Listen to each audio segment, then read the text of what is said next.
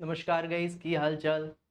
तो finally RRB JE का री एग्ज़ाम भी हो रहा है और उसके लिए कुछ लास्ट में टिप्स देना चाहूँगा, वो ज़रूर से ज़रूर अभी ले लीजिए। एंड ये सेशन मैं एक्चुअली कल डालने वाला था, लेकिन मैं सोच रहा था कि इसको क्यों ना आज ही कर दिया जाए, सो दैट आप लोगों के पास थोड़ा सा टाइम बच जाए अपनी खुद की स्ट्रैटेजी बनाने का। देखो गाइज, मैं टिप्स दे दूंगा, आप लोगों को ट्रिक्स भी बता दूंगा, सब कुछ कर दूंगा, लेकिन एग्जामिनेशन में सिर्फ वही चीज़ फायदा करती है जो आपकी खुद की अपनी हो, राइट। अब बहुत सारे लोग बोलते हैं कि एग्जाम के पहले सो करके जाना चाहिए ना, अच्छी नींद लो, दिमाग फ्रेश होता है और फिर उसके बाद आप एग्जाम दो तो बहुत अच्छा एग्जामिनेशन जाता है। लेकिन अगर आप एक रियल एस्पिरेंट हो तो आपको ये चीज़ पता होगी कि एग्जाम के एक दिन पहले मजाल किसी को नींद आ जाए, मुझे तो आज तक नहीं आई, आपको भी नहीं आती होगी, ये फैक्ट बात है। तो फिर ऐसा क्या करें, किस तरीके से आगे बढ़ें जिसमें मुझे अगर नींद नहीं आई तो मतलब काफ़ी सारी चीज़ों से मैं थोड़ा सा बच सकूं। अब गाइस, यहाँ पर अगर मैं आप लोगों से बात करूं तो मैंने एक सेशन बीएल एग्जाम के लिए भी किया था, उसमें कुछ जनरल पॉइंट्स थे जो मैं इसमें रिपीट नहीं करना चाहता हूँ। आप इसी चैनल पे जो बीएल एग्जाम का लास्ट में टिप्स है वो जरूर देखना, ठीक है, उससे आपको कुछ चीजें मिलेंगी। मैं इसमें कुछ एड ऑन करना चाहता हूँ, इसलिए मैं आप लोगों को वो चीजें बताऊंगा जो थोड़ा सा मेरे सेशन में नए हो, राइट। अब आप लोगों में से बहुत सारे स्टूडेंट्स हैं जिन्हें ये भी पता है कि भाई production engineering, industrial engineering, IC engine है ना, आरएसी हो गया, सॉम एफएम की, ऐसा सब्जेक्ट्स है जिनसे काफी सारे क्वेश्चन आ रहे हैं। लेकिन गाइस, थोड़ा सा नॉनटेक को भी ध्यान में रखते हुए जाना कि वो भी एक पोर्शन है ना। साथ में आप सभी लोगों को ये भी बोलना चाहूंगा कि कुछ चीजें हैं जो एग्जाम में थोड़ा सा डिफरेंट हो रही है, राइट। दो तीन पॉइंट्स हैं जिसके बारे में डिस्कशन करना चाहता हूं। पहला पॉइंट ये वाला है कि आरआरबी जे ने इस बार बिल्कुल ही डिफरेंट पेपर पूछा था, कोई पीवाईक्यू नहीं आए थे। और अभी जब देखा गया कि भाई कुछ ना कुछ थोड़ा सा सेकंड शिफ्ट में दिक्कत हो रही है, तो फिर इन्होंने क्या करा कि वापस से एग्जामिनेशन लिया है। अब यहां पर दो चीजें बन रही हैं, या तो आरआरबी के पास कुछ एक ऐसा सेट नए एग्जाम्स, मतलब नए क्वेश्चंस का और हो जो आपसे अभी पूछ लिया जाए, या फिर अगर नया सेट नहीं है, देन जो रिपीटेड क्वेश्चंस थे या फिर जो मोस्ट इंपॉर्टेंट क्वेश्चन थे, जो पहले इंपॉर्टेंट टॉपिक्स आए हुए हैं एग्जामिनेशन में, वो टॉपिक्स आपको देखने के लिए मिल सकते हैं। तो दिमाग में दोनों चीजें रखना। हो सकता है पेपर जाना पहचाना भी दिखाई दे, और हो सकता है पेपर आप लोगों का बढ़िया दिखाई दे। अब एक चीज और बताना चाहूंगा, काफी सारे स्टूडेंट्स ने ये भी बोला कि सर फर्स्ट शिफ्ट वालों के साथ नाइंसाफी हुई है। जी हाँ, कि भाई उनका पेपर तो मतलब उन्होंने, उनके लिए भी तो पेपर नया था, और सेकंड शिफ्ट वाले स्टूडेंट जिनका पेपर अच्छा गया उनके लिए तो प्रॉब्लमेटिक है, लेकिन जिनके लिए अच्छा नहीं गया उनके लिए तो ये बहुत ही अच्छी बात हो गई कि उन्होंने देख भी लिया पेपर का लेवल क्या होना, और एक महीने का और समय मिल गया। लेकिन शिफ्ट वन में जिनका पेपर अच्छा नहीं गया उनके साथ तो नाइंसाफी है। तो देखो दोस्त, मैं इसमें कोई टीका टिप्पणी नहीं करना चाहूंगा कि क्या इंसाफी है क्या नाइंसाफी है। मैं बस ये बोलना चाहूंगा कि ये वाला पॉइंट जो आपने सोचा है, ये वाला पॉइंट कहीं ना कहीं रेलवेज के जो मैनेजमेंट है उनके दिमाग में भी गया होगा। और अगर ये वाला पॉइंट इनके दिमाग में गया होगा, then there will be no doubt, अगर आप लोग एग्जामिनेशन में थोड़े से और सरप्राइजेस देख लो, और भी तुम्हारे दिमाग में चीजें आ जाए कि भाई फिर मुझे किस तरीके से पेपर को सॉल्व करना चाहिए। अगर मान लो बिल्कुल डिफरेंट पेपर आ गया, जैसे अभी बीईएल में मैक्सिमम वेटेज तुम्हारा इंडस्ट्रियल इंजीनियरिंग का आ गया। अब अगर इंडस्ट्रियल इंजीनियरिंग का मैक्सिमम वेटेज है तो 100 में से 70 क्वेश्चन इंडस्ट्रियल इंजीनियरिंग के, तो क्या करोगे, अभी सिर्फ इंडस्ट्रियल पढ़ने लग जाओगे? नहीं। Then you have to make sure कि भाई अगर मैं इंडस्ट्रियल भी अटेम्प्ट कर रहा हूं तो मुझे, मेरे सबसे ज्यादा सही आंसर होने चाहिए।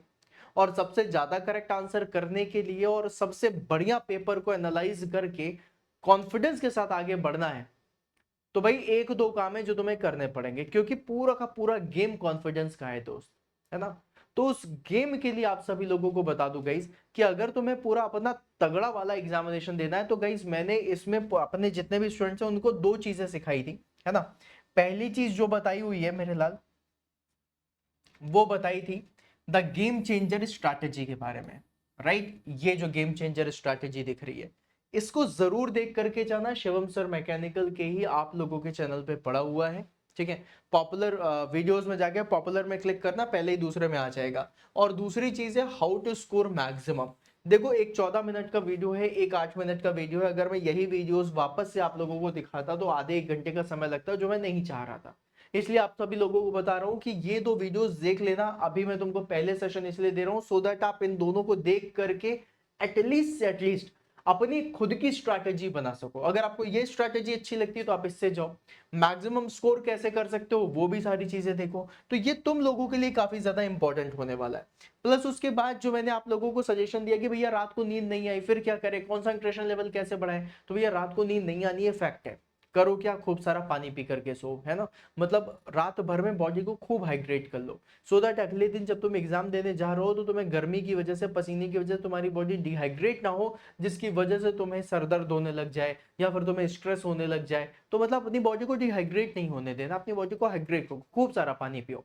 अब एग्जाम के पहले मत पानी पी लेना कि एग्जाम टाइम पे तुम फिर वॉशरूम के ही चक्कर लगाते रह जाओ ना, तो एग्जाम के पहले इतना बस पानी पीना, लेकिन रात को काफी पानी पी लो।